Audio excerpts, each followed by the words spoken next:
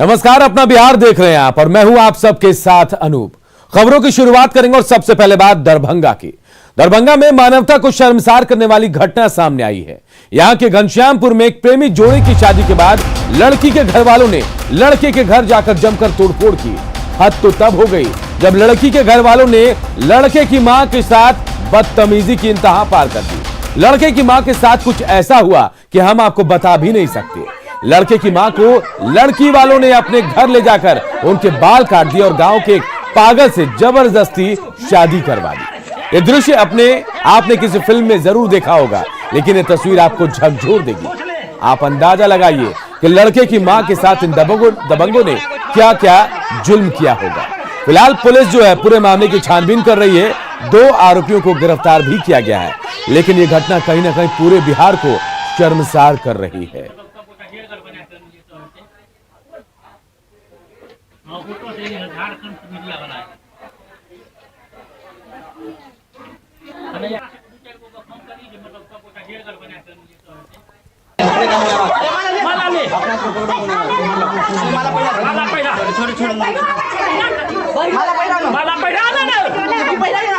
तोर सबटा उजारने लगा।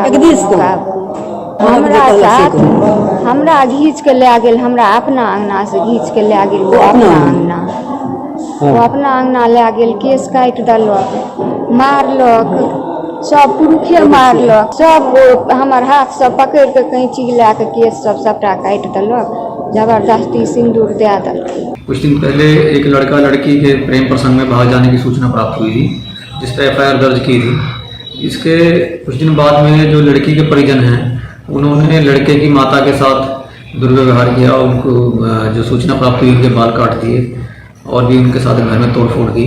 इसको लेकर 15 लोगों पे नामजद प्राथमिकी दर्ज कराई गई है, जिसमें से एक की गिरफ्तारी भी हुई है। विपिन हमारे सहयोगी इस खबर पर हमारे साथ जुड़े। विपिन, अक्सर ऐसी घटनाएं होती, लेकिन यहां जो हुआ दरभंगा में शायद कोई सोच भी नहीं सकता। जो काम लड़के ने किया, गलती लड़के से हुई होगी, लेकिन उसकी सजा मां को दी गई और इस तरीके से कि बाल काटकर एक पागल से शादी करा दिया गया। समाज के लोग कहां थे उस वक्त? जी, चूंकि ये जो मामला हुआ, इसके बाद जो समाज के लोग भी बैठे और उसके बाद जो भी समाज के बीच आया, फिर पुलिस के बीच में मामला आया। अभी तक 2 आरोपी गिरफ्तार भी किया गया, लेकिन ये शर्मसार करने वाला जो तस्वीर आया है, उस समय समाज का एक पक्ष जो था, एक तबका जो था, लड़की वाले के जो हंगामा था, उसको देखते हुए वो लोग भी सामने नहीं आए। और यही कारण था कि लड़की पक्ष, जो प्रेमिका पक्ष था, वो लड़का पक्ष पर हावी रहा और पूरे दिन कहे तो एक तरह से जो है अपना हंगामा बरपाए रखा। साथ ही पीड़िता महिला के साथ मारपीट भी किया गया, जो DMCH में उसका इलाज चल रहा है। और उसके सर के बाल भी काट दिए गए, जिससे जितना हो सकता था लड़की पक्ष वालों उतना जो है शर्मसार करने वाली घटना को अंजाम दिया। विपिन, हम तस्वीरों में जो देख पा रहे हैं, सिर्फ 2 लोगों की गिरफ्तारी हुई, लेकिन तस्वीरों में कई लोग दिख रहे हैं। कहां है बाकी लोग? पुलिस क्या कार्रवाई कर रही है? क्योंकि SP बाबूराम से भी हमारी बातचीत हुई है। 15 लोगों को नामजद अभियुक्त बनाया गया है और अभी तक 2 लोगों की गिरफ्तारी हुई है। और जो बाकी बचे लोग हैं, उसकी छापामारी DSP दिलीप कुमार के हवाले है और ये छापामारी लगातार जारी है। लेकिन अभी तक सिर्फ 2 ही लोग गिरफ्त में आए हैं और लोगों के लिए गिरफ्तारी के लिए छापेमारी की जा रही है। बिल्कुल, ये मन को झकझोर देने वाली घटना है विपिन। और जिन लोगों ने ऐसा किया है, क्या उनके मन में एक बार भी कोई ऐसी बात नहीं आई, ऐसी कृत्य को उन्होंने अंजाम दिया जो अपने आप में सोच से परे है? पीड़िता के दर्द भी यही था कि चूंकि ये कहीं 2 गांवों का मामला नहीं था, बस एक गांव का मामला था और आपस में ये लोग बहुत दिनों से रह भी रहे थे और अचानक से इतना घिनौना हरकत जो है लड़की पक्ष वालों के द्वारा किया गया। सारे गांव के लोग भी अचंभित थे कि आखिर ऐसा क्या हो। मिल बैठ के भी बातें किया जा सकता था। लड़की नाबालिग नहीं है, बालिग है। दोनों अपने आपसी समझौते से शादी भी कर लिया, लेकिन चूंकि ये इतने जल्दीबाजी, चाहे कुछ भी हो, लेकिन ऐसी घटना नहीं होनी चाहिए थी। और दरभंगा में इस घटना ने मानवता को शर्मसार कर दिया। लड़की के घर वालों ने उत्पात मचाया और लड़के की मां की जबरन शादी भी करा दी। बहुत बहुत शुक्रिया विपिन इस तमाम जानकारी के लिए।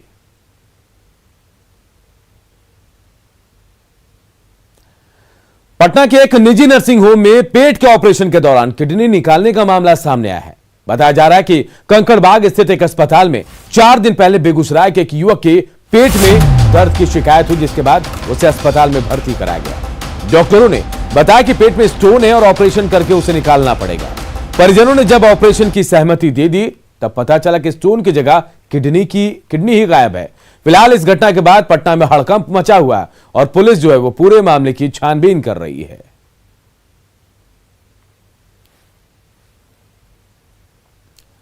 इधर हाजीपुर में बेखौफ अपराधियों ने ज्वेलरी की दुकान में लूटपाट की घटना को अंजाम दिया। यह घटना सदर थाना इलाके के गदाई सराय की है। बताया जा रहा है कि हथियार से लैस अपराधी दुकान पर आए और दुकानदार को गन पॉइंट पर लेकर दुकान के सारे कीमती सामान लेकर फरार हो गए। अपराधियों ने इलाके में दहशत फैलाने के लिए कई राउंड फायरिंग भी की। फिलहाल पुलिस मौके पर पहुंची और मामले की छानबीन कर रही है। गदाई बाजार में एक संतोष ज्वेलर्स करके दुकान है, संतोष शाह का। उसी में शाम में 3 अपराधकर्मी दुकान के अंदर गए हैं, हथियार की बदौलत लूटपाट का कार्रवाई किए हैं। तो अभी दुकान धनतेरस के दिन थी, इसका ओपनिंग हुआ था। इसमें कुछ सोना का ज्वेलर्स वगैरह नहीं था, चांदी का कुछ छोटा मोटा सामान और आर्टिफिशियल ज्वेलर्स वगैरह था। और एक बड़ी खबर की बात करते हैं। रोजगार को लेकर बिहार सरकार एक्शन में आ गई है। सरकार ने विभागों से संविदा कर्मियों की सूची मांगी है। विभागों में जो खाली पड़े पद है उनकी संख्या भी मांगी गई है। सभी विभागों के प्रधान सचिव से लिस्ट मांगी गई है। और चुनाव में नौकरी और रोजगार बड़ा मुद्दा था। बिहार में बड़े पैमाने पर बहाली हो सकती है। तो देखिए, रोजगार के मुद्दे पर यह चुनाव लड़ा गया पूरा। और अब जब चुनाव जीत चुके हैं नीतीश कुमार एनडीए, तो अब बहाली की तैयारी शुरू हो रही है। रवि नारायण हमारे साथ जुड़ गए हैं। रवि, चुनाव में सबसे बड़ा मुद्दा रोजगार था और अब नीतीश सरकार ने रोजगार को लेकर पहल शुरू कर दी। जी बिल्कुल। और जिस ढंग से आप देखें कि शपथ ग्रहण के ठीक 2 दिन के बाद ही सरकार जो है वो एक्शन में आ गई है। और जिस ढंग से पूरे चुनाव में नौकरी 10 लाख हो या 19 लाख हो, जो भी दावे किए गए और रोजगार देने के नाम पे जो बड़ा मुद्दा बना, उसे सरकार जो है अमल में लाना शुरू कर दी है। और आज ही सरकार के जो उप सचिव है, बिहार के सभी विभागों के विभागाध्यक्ष हों, प्रधान सचिव हों, सबको चिट्ठी भेजी है कि आप अपने यहाँ पे जो भी जितने भी संख्या है संविदा कर्मियों की या पदाधिकारियों की, या फिर जो प्रक्रियाधीन है, जो वैकेंसियां निकाली जा सकती हैं, जो निकालने की तैयारी में है, सारे लोगों की सूची जो है वो जल्द से जल्द भेजे। उनमें इस चिट्ठी में स्पष्ट रूप से लिखी गई है कि यथाशीघ्र इसे समझा जाए, मतलब जल्दी से जल्दी मांगी गई है, ताकि सारे लोगों की लिस्ट देखने के बाद कितनी नौकरियां दी जा सकती हैं, कितने रोजगार दिए जा सकते हैं। ये मान लिया जाए रवि कि बड़े पैमाने पर बहाली होगी, क्या ये संख्या 19 लाख होगी जो वायदा था?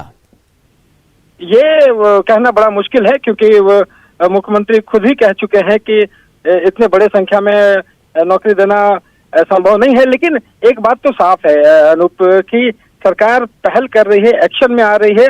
और सरकार बनते ही दूसरे दिन अगर शपथ ग्रहण के अगर रिएक्शन में आती है, तो माना जा सकता है कि आने वाले दिनों में बड़ी संख्या में नौकरियां देकर के एक बात साफ कर देना चाहती है कि इस मामले में सरकार पीछे नहीं है और ये जो है प्राथमिकता के आधार पर यह किया जा रहा है। चलिए, मुद्दा कुछ भी हो लेकिन बेहतर हो रहा है और बेहतर होना भी चाहिए, और शायद इसलिए सरकार को चुनकर जनता ने भेजा है। बहुत बहुत शुक्रिया आपका रवि, इस तमाम जानकारी के लिए।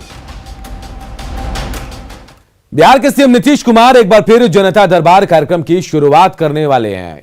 एक बार फिर सीएम आवास में जनता दरबार जमेगा, जिसमें मुख्यमंत्री जनता से डायरेक्ट फीडबैक लेंगे।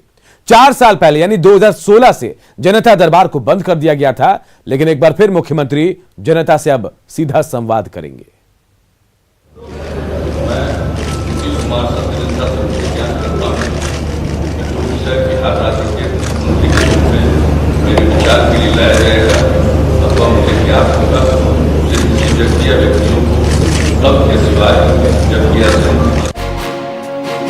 सातवीं बार शपथ ग्रहण के साथ ही 69 साल के नीतीश कुमार ने बिहार की सियासत में नई इबारत लिख दी।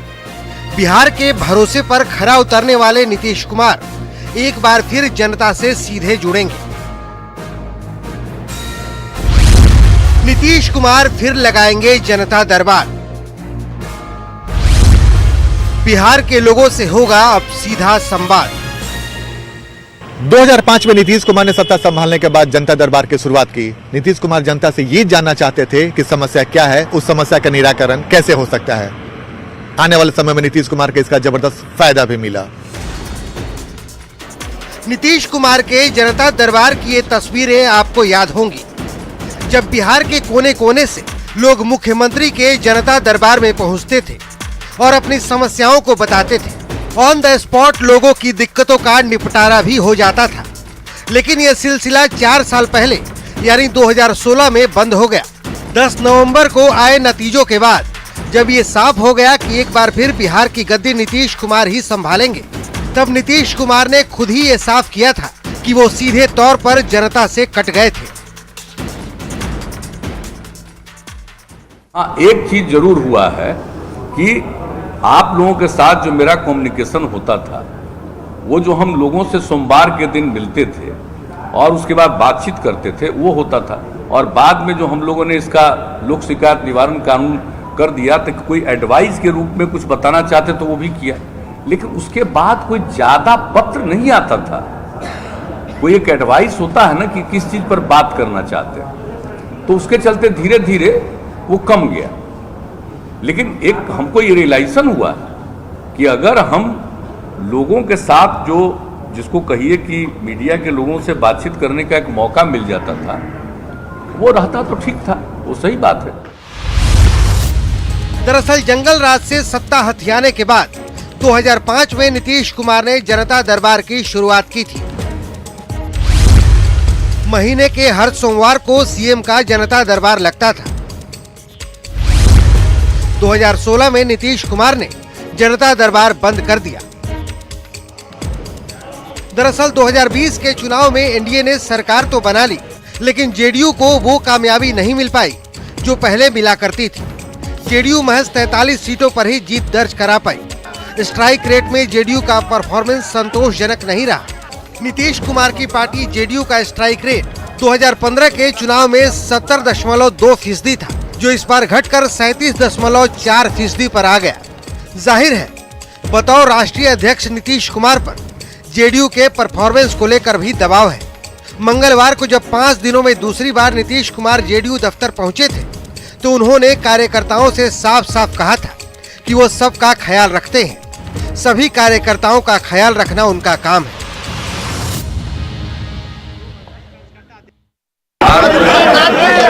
और आगे बढ़ाने के लिए पूरी कोशिश करना, यही हमारा कर्तव्य है। उसी कर्तव्य को पूरे तौर पर निभाएंगे और आगे बढ़ाने के लिए पूरी कोशिश करना, यही हमारा कर्तव्य है। उसी कर्तव्य को पूरे तौर पर निभाएंगे। तो बहुत जल्द नीतीश कुमार एक बार फिर से जनता दरबार लगाएंगे और जनता से सीधा संवाद स्थापित करेंगे और ये जानने की कोशिश करेंगे कि उन्होंने जो विकास कार्य की शुरुआत की है वो जनता तक सही तरीके से पहुंच पा रही है या नहीं। अगर इसमें नीतीश कुमार सफल हो जाते हैं तो न सिर्फ एनडीए बल्कि नीतीश कुमार को भी इसका आने वाले समय में फायदा मिलेगा। कैमरामैन सुबोध के साथ आनंद अमृतराज, न्यूज 18 नेटवर्क, पटना। गोवा के पूर्व राज्यपाल और साहित्यकार मृदुला सिन्हा का निधन हो गया। उनके निधन पर राष्ट्रपति, प्रधानमंत्री और मुख्यमंत्री सहित कई नेताओं ने शोक जताया। मृदुला सिन्हा ने मुजफ्फरपुर में लंबा वक्त गुजारा। भारतीय राजनीति और साहित्य जगत की बड़ी हस्ती डॉक्टर मृदुला सिन्हा, जो गोवा के पूर्व राज्यपाल थी, नहीं रही। उनके निधन से पूरा मुजफ्फरपुर मर्माहत है, क्योंकि मुजफ्फरपुर ही उनका मायका, मुजफ्फरपुर ही उनका ससुराल और कार्य क्षेत्र भी मुजफ्फरपुर। गोवा से जब भी लौटती थी तो हर भाषण में कहती थी कि घर मुँहा बैल की तरह मैं मुजफ्फरपुर आती हूँ। मैं पहुँचा हूँ उनके मकान पर। ये मुजफ्फरपुर में उनका छोटा सा मकान है। आप इस मकान को देखकर समझ सकते हैं कि मृदुला सिन्हा जैसी हस्ती, जो अटल बिहारी वाजपेयी, लाल कृष्ण आडवाणी, मुरली मनोहर जोशी जैसे व्यक्तित्व के करीब रही, जो राज्यपाल रही, और उनका यह मकान कितना छोटा सा है। जाहिर है कि उनका व्यक्तित्व जितना विराट था, वैचारिक सादगी उतनी ही बड़ी थी। आज ये चंद तस्वीरें उनकी निशानी बची है मुजफ्फरपुर के इस मकान में, और ये तस्वीरें ही शेष रह गई है डॉक्टर मृदुला सिन्हा की स्मृतियों के रूप में।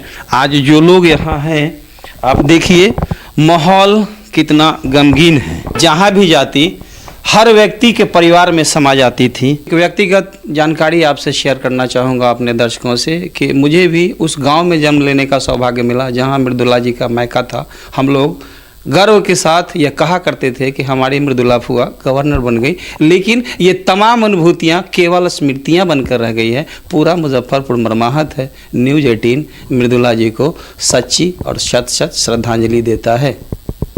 सुधीर कुमार, न्यूज़ 18 मुजफ्फरपुर। पटना के घाटों पर छठ की तैयारियां चल रही है। जिला प्रशासन, नगर निगम और छठ कमेटी घाटों पर सफाई और लाइटिंग के इंतजाम में जुटा है। प्रशासन ने लोगों से घर में महापर्व मनाने की अपील की है और इसके बावजूद घाटों पर पूरी तैयारी की जा रही है। महाव्रत छठ का 4 दिवसीय अनुष्ठान आज नहाय खाए के साथ शुरू हो गया है। हालांकि प्रशासन और गृह विभाग की तरफ से जो छठ व्रती है उनसे आह्वान किया गया है कि वो अपने घर पर ही महाव्रत छठ का अनुष्ठान करें, लेकिन इसके बावजूद राजधानी पटना के गंगा घाटों पर प्रशासन की तरफ से व्यवस्था की गई है। नगर निगम भी पूरी तरीके से मुस्तैद है और ये देखिए तस्वीर है महेंद्रू घाट की, जहां पर भव्य और आकर्षक लाइट इस साल भी लगाए गए हैं और एक अद्भुत छठा जो है वो ये प्रकाशमय वातावरण है, माहौल है। और देखिए किस तरीके से जो रंग बिरंगी लाइट से वहां पर कितनी खूबसूरत जो तस्वीर है वो पेश करती नजर आ रही है। फिलहाल नगर निगम के जो कर्मी हैं वो लगातार लगे हुए हैं। अप्रोच रोड को अंतिम रूप दिया जा रहा है, यानी तैयारी जो है वो मुकम्मल हो गई है। और इधर से जाने का ये दूर तक घाट है, महेंद्रू घाट की अगर तस्वीर कैमरा पर्सन दिखा पाए, देखिए ठीक सामने जो लाइटिंग का अरेंजमेंट आप देख पा रहे होंगे। लोगों के लिए यहाँ पर अरेंजमेंट जो है वो बखूबी किया गया है। इस बार एक तस्वीर जरूर देखने को मिल रही है कि जो राजधानी पटना के आसपास के इलाके हैं वहां के लोग अमूमन महेंद्रू घाट पर चले आते थे, लेकिन साथ ये कोविड-19 का दौर है और प्रशासन की अपील का भी असर हुआ है। सिक्योरिटी तो जरूर यहाँ पर दिख रही है, लेकिन बाहर से लोग नहीं आए। किस तरह की व्यवस्था है इस घाट पर, कुछ लोग हमसे बात करते हैं जो व्यवस्थापक है यहाँ पर। महेंद्रू घाट पर कितने लोगों के लिए आप लोगों ने अरेंजमेंट किया, कितने लोग आ सकते हैं? कम से कम 20 से 25 है। अच्छा, क्या किस तरह की व्यवस्था इस साल भी आप लोगों ने किया है? व्यवस्था लाइटिंग है, मार्केटिंग किया हुआ है और चिन्निंग रूम है, शौचालय उचालय जितना व्यवस्था होना चाहिए टोटल व्यवस्था, मार्केटिंग हो गया। करीब करीब तैयारी 90%। एक अप्रोच रोड अभी वो काम अंतिम दौर में चल रहा है। जी जी, रात भर में कंप्लीट हो जाएगा। रात भर में हो जाएगा जी जी। तो इधर से जाने के लिए हो गया है। जी जी। लोगों से क्या अपील की आप यहाँ व्यवस्था पे, आपने क्या अपील किया लोगों से? जो है सरकार जो करना सरकार कर रही है, हम लोग सोशल डिस्टेंसिंग को बनाए रखने के पर भी जोर होगा आप लोगों का? न सरकार उस प्रशासन का मैटर है, हम लोग मैटर थोड़ा है। तो आपका जो अरेंजमेंट है, जो लोग रहेंगे, लोगों को कोई असुविधा न हो इस बात का ख्याल है आप लोगों? जी जी। क्या नाम है आपका? भूषण सिंह। भूषण सिंह जो अरेंजमेंट करता है, उन्होंने बताया कि जो व्यवस्था है वो मुकम्मल है। 20 से 25 हजार लोग, और वाकई में राजधानी पटना की छठ की महत्ता किसी से छिपी नहीं है। इसकी महत्ता निर्विवाद और असंदिग्ध है और लोग इस बार भी लोक आस्था के इस महान पर्व में बढ़ चढ़ कर हिस्सा लें। प्रशासन जो है अपनी तरफ से भरसक कोशिश कर रहा है कि लोग घरों पर ही रहें, लेकिन ये आस्था की चीज है और लिहाजा लोग घाटों पर पहुंचेंगे और इस लिहाज से भी व्यवस्था मुकम्मल दिख रही है और उम्मीद की जानी चाहिए कि एक बार फिर से 2020 का महाव्रत छठ शांतिपूर्ण तरीके से और धार्मिक माहौल में संपन्न होगा। कैमरा पर्सन मनोज के साथ संजय कुमार, न्यूज़ 18 पटना। आशीर्वाद सेवा समिति की तरफ से पटना में छठ पूजा का सामान बांटा गया। इस मौके पर पूर्व मंत्री प्रेम कुमार और दीघा के विधायक संजीव चौरसिया भी मौजूद थे। सभी ने छठ व्रतियों को शुभकामनाएं भी दी।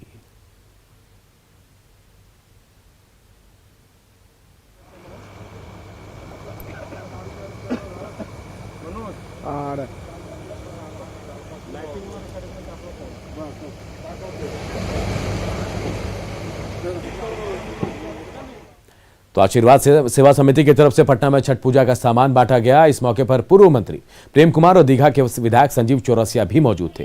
सभी ने छठ व्रतियों को शुभकामनाएं दी।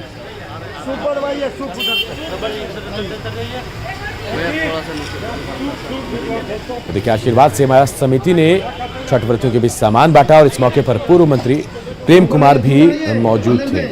आप राम कृपाल यादव भी तस्वीरों में उनको देख पा रहे हैं। संजीव चौरसिया, नितिन नवीन भी नजर आ रहे हैं। तमाम लोगों के बीच छठ सामग्री का वितरण किया गया। छठ व्रतियों को शुभकामनाएं भी दी गई। पवनदेव चंद्रवंशी जी, हम लोगों के बीच बड़े भाई रणविजय रोशन जी एवं सभी। और इस बुलेटिन में इतना ही, लेकिन खबरें लगातार जारी है। आगे देखिए जोहार झारखंड।